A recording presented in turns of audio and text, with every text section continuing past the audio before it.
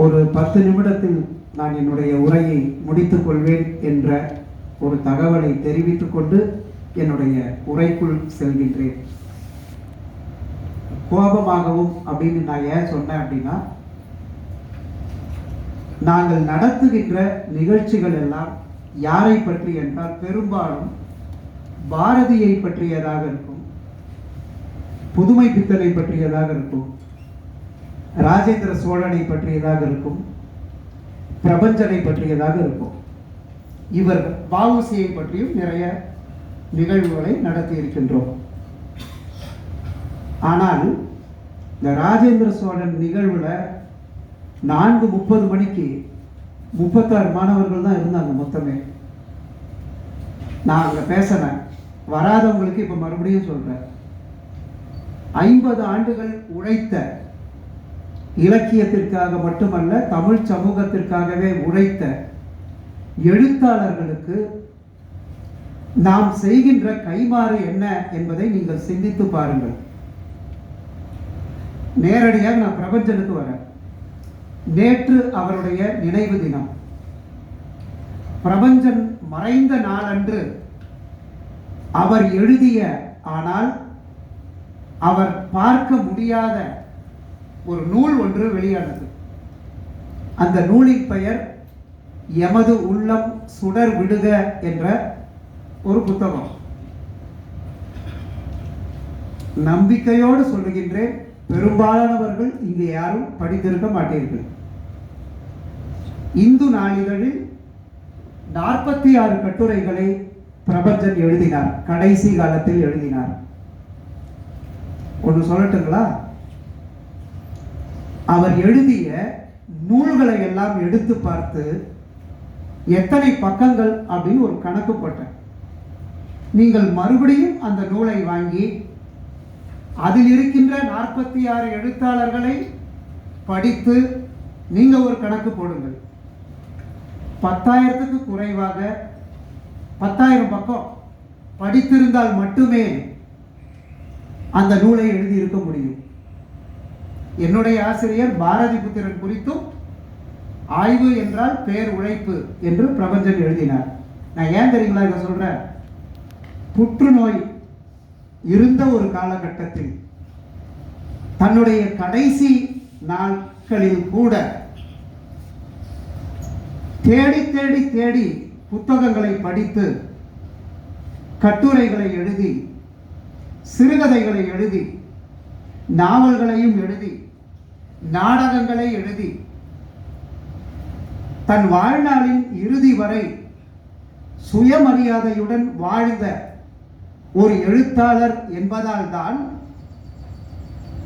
எந்த ஒரு அரசாங்கமும் எந்த ஒரு எழுத்தாளனுக்கும் இறுதிச் சடங்கை மேற்கொண்டதில்லை. ஆனால் முதலாக புதுவை அரசாங்கம்தான் பிரபஞ்சனுக்கு இறுதிச் சடங்கை மேற்கொண்டது. இந்த அரசாங்கம் அந்த எழுத்தாளனுக்கு மரியாதை செய்தது. அதற்கு காரணமானவர் என்னுடைய அன்பு நண்பர் பாண்டியன். நான் நிறைய பேசலாம். ஒரு 2-3 அவர் நூல்களை பற்றி 2-3 செய்திகளை மட்டும் சொல்லிவிட்டு அமர்ந்து விடுகின்றேன். நோக்க உரை அப்படின்னும் போது ஒற்றை வரியில் சொல்வதாக இருந்தால், பிரபஞ்சனுடைய எழுத்துக்களை, அவருடைய ஆக்கங்களை இளைய தலைமுறையிடம் சென்று சேர்ப்பது. ஒவ்வொரு வரியும் செதுக்கி செதுக்கி எழுதக்கூடியவர் பிரபஞ்சன். தேவையான நேரத்தில் பெய்யும் அளவான மழையை போல மனிதர்கள் எப்படி இருக்கணுமா, தேவையான நேரத்தில் பெய்கின்ற அளவான மழையை போல இருக்க வேண்டும் என்று சொன்னவர். ஏராளமான நூல்களை எழுதியவர். ஒரே ஒரு நூலை மட்டும் எனக்கு தெரிந்து எந்த திறனாய்வாளரும் எந்த பேச்சாளரும் எங்கேயுமே பதிவு செய்ததாக தெரியவில்லை. அது நக்கீரன் வெளியீடாக வந்தது. நான் கேட்டேன் அவர்கிட்ட, என்ன சார் இவ்வளோ தைரியமா எழுதுறீங்களா அப்படின்னு. அந்த நூலுக்கு பெயர் கழுதைக்கு 5 கால் என்பது. கழுதைக்கு 5 கால். அந்த நூலில் அது ஒரு நாடகம். வெளிப்படையாக படத்தை போட்டு, அது கலைஞர் கருணாநிதியாக இருந்தாலும் சரி, மேனாள் முதல்வர் ஜெயலலிதாவாக இருந்தாலும் சரி, சசிகலாவாக இருந்தாலும் சரி, பல்கலைக்கழகங்கள், அத்தனை பல்கலைக்கழகங்களை, கவி பேரரசுகளை, துணைவேந்தர்களை, விருதுக்காக ஆசைப்படுபவர்களை அவ்வளவு நையாண்டியுடன் நகைச்சுவையாக எனக்கு தெரிந்து ஒரு அங்கத நூல் வந்ததே இல்லை. நாகரத்னம் கிருஷ்ணா என்கின்ற பிரெஞ்சு எழுத்தாளர் நான் அந்த நூலை கொடுத்த பொழுது அவர் சொன்னார், இது மட்டும் பிரெஞ்சு மொழியில் வந்திருந்தால் அநேகமாக அந்த மொழிக்கு நோபல் பரிசே கிடைத்திருக்கும் இந்த நூலுக்காக என்று சொன்னார். இங்க ஏன் இதை பதிவு செய்கிறேன் என்றால், பிரபஞ்சன் தன்னுடைய வாழ்நாளின் கடைசி வரை அவர் வறுமையில் வாழ்ந்திருக்கலாம். வறுமைனா அந்த அளவுக்கு வறுமை இல்லை, வாழ்ந்திருக்கலாம். ஆனால் கடைசி வரைக்கும் இந்த தமிழ் சமூகத்திற்காக, தமிழ் இலக்கியத்திற்காக பாடுபட்டவர் மட்டும் இல்லை. நீங்க அவருடைய உரைகளை நீங்க யாரும் யூடியூப்லயாவது போய் கேளுங்க அப்படின்ற ஒரு புதுவை தமிழ்ச்சங்கத்துல ஒரு முறை அவர் பேசிட்டு இருக்கிறாரு. கடைசி ரோல இதே மாதிரி தான் 2 பேர் அப்படி பக்கத்துல பேசும் பொழுது அவருக்கு முடிந்தால் நீங்கள் என் பேச்சை கேளுங்கள், இல்லை என்றால் வெளியே சென்று விடுங்கள். நான் பேசிக் கொண்டிருப்பது டால்ஸ்டாயையும் தாஸ்தாவஸ்கியையும் பற்றி என் உயிரை கொடுத்து நான் பேசிக் கொண்டிருக்கிறேன் என்று பதிவு செய்தார். உலக இலக்கியங்கள்ல நான் கேட்டேன் ஒரு முறை, சார் ஏன் சார் நம்ம ஆட்களுக்கு நோபல் பரிசு எதுவுமே கிடைக்கல அப்படின்னா, அதுக்கு அவர் சொன்னார், நோபல் பரிசு எழுதக்கூடிய தகுதி சிலருக்கு இருந்தும் கூட அது நமக்கு கிடைக்காததற்கு பல காரணங்கள் அப்படின்னு அதுக்கு நான் பதிவு செய்ய விரும்பல. ஒரு மணி நேரம் அதை பற்றி பேசினார். பிரபஞ்சனுடைய ஒரே ஒரு கதையை மட்டும் இங்கே சொல்லிவிட்டு நான் விடைபெறலாம் அப்படின்னு நினைக்கிறேன். நான் பிரபஞ்சனுடைய ஆக்கங்களை, கட்டுரைகளை, நாவல்களை, சிறுகதைகளை மொத்தம் அநேகமாக அனைத்து கதைகளையும் படித்திருக்கின்றேன். சீனு தமிழ்மணியை எப்பொழுதுமே நான் அங்கே அமர வைப்பேன். இங்கே மேடையில் அமர வைத்ததற்கு காரணம், இந்திய சிற்பிகள் வரிசையில் பிரபஞ்சன் குறித்து எழுதி சாகித்ய அகாடமிக்கு அனுப்பி இருக்கின்றார். அது விரைவில் இப்பொழுது நூலாக வெளியிடப்படவிருக்கிறது. நான் ஆய்வாளர்கள் கிட்ட சொல்றேன், நான் கை தட்டினா போதாது, ஆய்வாளர்கள் கிட்ட சொல்றேன். இவருக்கு 70 வயசு, பிரபஞ்சனை தேடி தேடி படித்ததற்கு இல்ல அது பரவாயில்ல, அது வயசு வேணான்றாரு. பிரபஞ்சனை தேடி தேடி ஒரு ஆண்டு முழுவதும் படித்து 500 பக்கங்களுக்கு குறிப்பு மட்டுமே 500 பக்கங்களுக்கு எடுத்து 128 பக்கமாக குறைத்து சீனு தமிழ்மணி அதை எழுதியிருக்கிறார். கற்றுக்கொள்ள வேண்டும். அதே போல கிளமெண்ட் சாரை வந்து அழைத்தது, எப்போதுமே அழைப்பேன். இனிமேல் நான் என்னுடைய, ஆனால் பெரும்பாலும் கூட்டம் இனிமேல் நான் நடத்த மாட்டேன், மன்னிக்கணும். அதற்குரிய தகுதி நம் துறைக்கு இருக்கிறதா என்று எனக்கு தெரியவில்லை. அம்பையை வைத்து ஒரு கூட்டம் அதோட நிறுத்தி கொள்ளலாம் அப்படின்னு நினைக்கிறேன். செல்வமுத்துக்குமார் கிட்ட கூட நான் ஒரே ஒரு வேண்டுகோள், இந்த நடமாடும் நூலகம் இப்படிலாம் பேசிடாதீங்க. ஏன்னா என்னை இப்படி வேண்டுமானாலும் அறிமுகப்படுத்துங்கள், ஒருத்தருக்குமே தெரியல. அதனால நான் சொல்றேன், நான் நிகழி விருது பெற்றதற்காக நான் பெருமை கொள்ளவில்லை. ஆனால் கஷ்டப்பட்டு 2016 முதலாக கொரியன் கவிதைகளை நான் தமிழில் மொழிபெயர்த்திருக்கின்றேன். இந்தியாவில் எந்த மொழியிலையும் கொரிய மொழி கவிதைகள் வந்ததில்லை, நூலாக வந்ததில்லை. மலர்கள் விட்டு சென்ற வெற்றிடத்தில் அப்படின்னு. அடுத்தது ஜப்பான் மொழியை அதை மொழிபெயர்த்த எரியும் தலைப்புகளில் 100 நாக்குகள் அப்படின்ற ஒரு மணிப்புரி நூலையும் நான் மொழிபெயர்த்தேன்.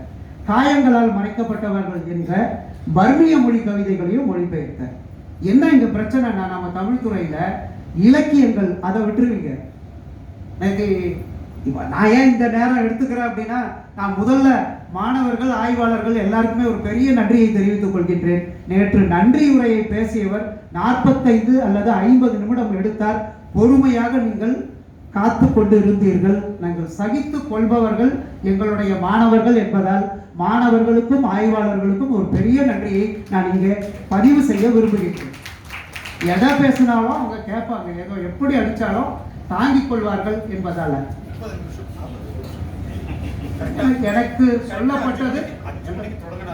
இங்க கருணாநிதி அவர்களிடம் நான் வேண்டுகோள் என்ன வைக்கிறேன் அப்படின்னா, எப்பொழுது நான் பேசினாலும் ஏதாவது ஒன்று குறுக்கிடுவார். தனியா நீங்க பேசுங்க. 30ன்றது அதுவே நன்றி உரை. எனக்கு சொல்லப்பட்ட கருத்து தவறான தகவல் அப்படின்னாக்கா நீங்க அப்புறமா பதிவு செய்யுங்க.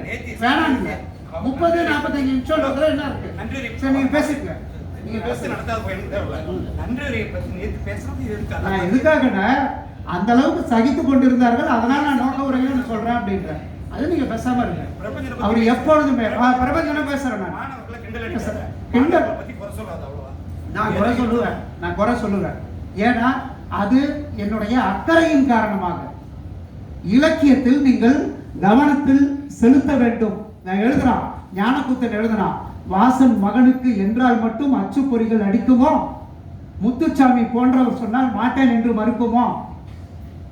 ஏன் அதை சொல்றான் அப்படின்னா, உள்ளூர் வேற்று நாட்டு சரக்கோடு உள்ளூர் சரக்கை ஒப்பிட்டால் தலையில் அடித்து கொண்டால் தேவலாம் போல இருக்குது.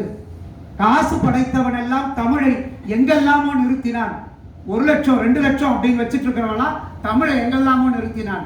நம் கையிலும் கொஞ்சம் காசுண்டு, சொல்லுங்கள் தமிழை எங்கே நிறுத்தலாம். ஞானக்கூத்தன் சொன்னான், எனக்கு அந்த அக்கறை உண்டு, தமிழை எங்கே நிறுத்த வேண்டும் என்கின்ற அக்கறை. அதன் காரணமாகத்தான் பிரபஞ்சனுக்கு விழா எடுப்பது. யார் யாருக்கோ விழா எடுக்கிறதுனால இல்ல, கைத்தட்டல் அதுக்கு இல்ல. பிரபஞ்சனுக்கு விழா எடுக்கணும் அப்படின்னா அவ்வளவு எழுதிட்டு போனா அந்த மனுஷன். ஒரே ஒரு கதை, அதோட நான் நிறுத்திக்கிறேன். சிறப்புரை ஆற்ற வந்திருக்கின்ற அண்ணன் பாரதி கிருஷ்ணகுமாருக்கு எனக்கு தெரியும். ஏன்னா அவர் தான் சிறப்புரை ஆற்ற வேண்டும். அவரும் ஒரு கதையா எழுதுவார், பேசுவார். ஒரே ஒரு கதை. ஏன்னா வந்திருக்கிறவங்க சின்ன பசங்க. பாயம்மா அப்படின்ற ஒரு கதை. நான் இவர் பாண்டியன் கிட்ட நான் கேட்டேன், அடுத்த விழாவில் பாயம்மா அப்படின்ற கதையை அச்சிட்டு அத்தனை பேருக்கும் இலவசமாக நாங்கள் வழங்க வேண்டும் என்று நாங்கள் திட்டமிட்டு இருக்கின்றோம். அது என்ன கதை அப்படின்றது நான் சுருக்கமா 2 லைன்ல நான் சொல்லிடுறேன். ஒரு இஸ்லாமிய பெண் பாயம்மா அப்படின்ட்டு. இது பெரிய விஷயம் அப்படின்னா, இஸ்லாமியர்கள் மீது என்ன கருத்தாக்கம் இருக்கிறது அப்படின்றது நமக்கு தெரியும். அந்த கருத்தாக்கத்தை உடைக்கின்றார் பிரபஞ்சன், உடைக்கிறார். ஒரு சின்ன ஒரு தாயை பற்றிய ஒரு கதை. காலையில பாயம்மா எழுந்துக்கிறார். எழுந்துக்கும் போதே அவளுக்கு தன்னுடைய பெண்ணுக்கு திருமணமாகவில்லையே அப்படின்ற ஒரு கவலை இருக்கிறது. கோழி மீது நாய் மீதெல்லாம் அக்கறை கொள்பவள் அந்த பாயம்மா. அந்த பெண்ணுக்கு, அந்த பொண்ணுடைய பேரு மறந்துட்ட, அண்ணன் கிட்ட அவ சொல்றா, இன்னைக்காவது தயவு செய்து அந்த பெண்ணை பற்றிய அவளுடைய வாழ்க்கையை பற்றி எண்ணிப்பாருடா. அவளுக்கு விரைவில் ஒரு நிக்கா நடத்த வேண்டும், திருமணம் நடத்த வேண்டும் அப்படின்றான். இந்த பையன் கிளம்புறான். இந்த பையன் யாரு அப்படின்னா, நுணுக்கெல்லாம் நாங்க சொல்லலை. சிகரெட் கீழே விழுந்துடும், பாயமாக பார்க்கறா, கண்டுக்காம இருந்ததா, அந்த நுணுக்கத்தை சொல்லவில்லை. இவன் ஒரு நகை கடையில் இவன் வேலை செய்பவன். நகை கடைக்கு போறான். அங்க ஒரு முதலாளி இவன் மீது நிறைய நம்பிக்கை வைத்திருப்பவர். கட்டுக்கட்டா நோட்டு, நகை கடையில கட்டுக்கட்டா நோட்டு, அதெல்லாம் எண்ணணும். இவன் அந்த முதலாளி அவன் மீது இருக்கின்ற நம்பிக்கையில் எல்லா பொறுப்புகளையும் அவனுக்கு ஒப்படைத்து விட்டு அவர் வெளியில போறாரு. நகை கடையில எப்பொழுதுமே உள்ள போனாலும் வெளியில வந்தாலும் கொஞ்சம் செக் பண்ணுவாங்க போல இருக்கு. இது இந்த கதையில தான் நமக்கு தெரியுது. முதலாளி வெளில போயிடுறாரு. இவனுக்கு வறுமை. என்ன செய்யறான் அப்படின்னா, அது கதையில சஸ்பென்ஸா இருக்கும். ஒரு 50,000 நோட்டு கட்ட ஜட்டிக்குள்ள வைத்துக்கொண்டு வெளியில போயிடுறான். இவனை யாருமே செக் பண்ண மாட்டாங்க. மறுநாள் வந்து பார்க்கறான், வேற ஒருத்தன் மாட்டிக்கிறான். அவன் உண்மையிலேயே நகையை திருடி இருப்பான். இப்போ இவன் மனசுக்குள்ள ஒரு திருப்தி என்ன அப்படின்னா, இனிமேல் நம்மளை யாரும் பிடிக்க மாட்டாங்க அப்படின்ற ஒரு திருப்தி இருக்கு. ஒரு வாரம் செல்கிறது. இவன் வீடு அப்படி கூரை ஒழுகி கொண்டு இருக்கின்ற வீடு, மழை பொழிகிறது. பாயம்மா என்ன பண்றா அப்படின்னா, அவங்க அம்மா பாயம்மா என்ன பண்றா அப்படின்னா, மகன் நன்றாக படுக்க வேண்டுமே என்பதற்காக அந்த கட்டுல அப்படியே நகர்த்துறான். அங்க பார்த்தா ஏதோ ஒரு தடை இருக்கிறது, ஏதோ ஒன்று தட்டுப்படுகிறது. பார்த்தா அந்த 50,000 ரூபாய் அந்த நோட்டு கட்டு இவ எடுக்கிறான். எடுத்து உடனடியாக புரிகிறது அவளுக்கு, இது தவறாக வந்த பணம் என்று புரிகிறது. உடனே போலீஸ் ஸ்டேஷனுக்கு போறான். காவல் நிலையத்துல அந்த பணத்தை கொடுத்து எங்க மகனை விசாரிங்க அப்படின்றான். போலீஸ்காரன் மகனை அழைத்து கொண்டு வந்து ஒரே ஒரு போடு போட்டு, முதலாளியும் வராரு. முதலாளி சொல்றாரு, இவன் ஏதோ ஒரு சபலத்தில் பண்ணிட்டு இருப்பான், சலனம், விட்டுடுங்க அப்படின்றாரு. இது வரைக்கும் அந்த கதை எழுதியிருந்தால் அது பிரபஞ்சன் இல்லை. இதுக்கப்புறமா எப்படி முடியுது அந்த கதை அப்படின்றத பாருங்க. 10 நாள் கழித்து இவ இழவு வீடு மாதிரி அப்படியே ரொம்ப துயரத்தில் இருக்கிறார். ஆசையோடு வளர்த்த ஒரு மகன், நேர்மையாக வளர்க்கப்பட்ட ஒரு மகன் அவ்வாறு ஆகிவிட்டானே அப்படின்ற துயரத்தில் இருக்கிறார் பாயம்மா. முதலாளி 10 நாள் கழித்து வராது. வந்து ஏதோ வறுமையின் காரணமாக அப்படி செஞ்சுட்டான். மகளுக்கு திருமணம் செய்யுங்கள், அவனுக்கு அந்த பையனுக்கு மறுபடியும் நான் வேலையை கொடுக்குறேன், அவனை தண்டிக்க வேண்டாம், ஒரு தடவை தவறு செஞ்சுட்டான், விட்டுடுங்க அப்படின்னு அந்த முதலாளி சொல்றாங்க. கதை எப்படி தெரியுங்களா முடியுது? பாயம்மா அந்த நோட்டுக்கட்டை வாங்கவில்லை. அவ சொல்றா, அது நேர்மையா வரணும். ஒரு பணம் ஒரு அண்ணனாக தன்னுடைய தங்கைக்கு அவன் நன்றாக உழைத்து அந்த பணத்தில் திருமணத்தை செய்வான் என்ற நம்பிக்கை எனக்கு இருக்கிறது. கடைசி வரை எழுதுகிறார் பிரபஞ்சன். கடைசி வரை பாயம்மா அந்த பணக்கட்டை தொடவே இல்லை என்று முடிக்கிறார். இதுதாங்க பிரபஞ்சன். இதுதான் பிரபஞ்சன். நிறைய கதை சொல்ல வேண்டாம். ஆனால் கதைகளில் ஒரு தீயவனாக இருந்தாலும் கூட அவனுடைய நல்ல குணங்களை சொன்ன பிரபஞ்சன். நீங்க பாருங்க, கதை வேற, கட்டுரை வேற. அதை சொன்ன பிரபஞ்சன் கட்டுரைகளில் நெருப்பு மழையை பொழிந்திருப்பார். நக்கீரன்லையோ எந்த பத்திரிகையில பார்த்தாலும் அவ்வளவு கோபத்தை பதிவு செய்திருப்பார். கடைசி காலத்தில் கூட அவர் கடைசி காலத்தில் நானும் சரி, பாண்டியன், சீன தமிழ்மணி தினமும் போய் பார்த்தோம்னா பெரும்பாலான நேரத்தில் அப்போ அவர் கேட்டார், என்னிடம் கேட்டார், வாழ்க்கைனா என்ன சார், வாழ்க்கைனா என்ன சார் அப்படின்னு கேட்டார். நான் சொன்னேன், சார் நீங்க அவ்வளோ பெரிய எழுத்தாளர், வாழ்க்கைனா என்ன அப்படின்னு என்கிட்ட கேட்குறீங்க. நான் ஒரு சாதாரண பேராசிரியர், ஆனால் எனக்கு தெரிஞ்சதை சொல்றேன். தாயுமானவர் சொன்னது எனக்கு நினைவிற்கு வருகிறது. எல்லாம் யோசிக்கும் வேளையில் உண்பதும் உறங்குவதுமாக முடியும் என்று. அவர் அந்த நேரத்தில் எப்படி ரசித்தார் என்பதை நான் பார்த்தேன். பிரபஞ்சன் அவர்கள் இன்னும் நிறைய கல்வி குறித்தெல்லாம், பெண்கள் குறித்து ஏராளமான எழுதி இருக்கின்றார். எனக்கு இருக்கின்ற கோபம் அப்படின்றது அக்கறையினால் வந்த கோபம். பிரபஞ்சனுக்கும் சரி, ராஜேந்திர சோழனுக்கும் சரி, இங்கு இருக்கின்ற மேடையில் அமர்ந்திருக்கின்ற பெரியவர்களுக்கும் சரி, என்ன அப்படின்னா போலித்தனம் இருக்காது. போலித்தனம் எல்லாருக்கும் இருக்கலாம், அது குறைவாக எங்களிடத்தில் இருக்கும். பாரதியை போலவே பெரும்பாலும் பிரபஞ்சனுக்கும் அவருடைய இலக்கியத்திற்கும் இடைவெளி என்பது பெரும்பாலும் இல்லை. தன்னுடைய மனைவி குறித்து அவர் எழுதி இருக்கின்ற அந்த கட்டுரையை மட்டும் படியுங்கள். நம்முடைய கடமை, நான் மீண்டும் சொல்றேன், நீங்கள் பள்ளிக்கூட மாணவர்களாக இருக்கக்கூடாது, கல்லூரி மாணவர்களாக இருக்கக்கூடாது. இது ஒரு பல்கலைக்கழகம், ஆய்விற்கான களம், கேளிக்கைக்கான இடம் இல்லை. எனவே பிரபஞ்சனை போற்ற